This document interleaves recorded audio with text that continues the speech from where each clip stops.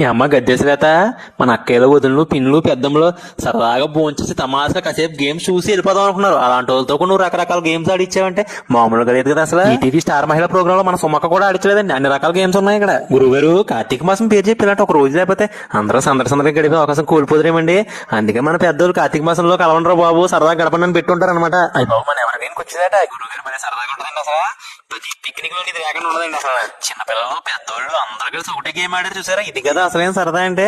గురుగారు మీరు జాగ్రత్తగా అబ్జర్వ్ చేయండి. అందరి మొహంలో ఒకటే కనపడుతుందండి. ఏంటది నవ్వండి. జీవితంలో ఒక్కసారి వెనక్కి తిరిగి చూసుకుంటే గురుగారు ఇలాంటి రోజులు చాలా తక్కువ ఉంటాయండి. సో కాబట్టి వీలైనంత వరకు ఈసారి నెక్స్ట్ టైం జరిగినప్పుడు అందరూ పార్టిసిపేట్ చేయాలని మనస్ఫూర్తిగా కోరుకుంటున్నామండి. గురుగారు ప్రతి గేమ్ లోనూ విన్నర్స్ అందరికీ గిఫ్ట్లు ఇంటికి వచ్చేసినాయండి.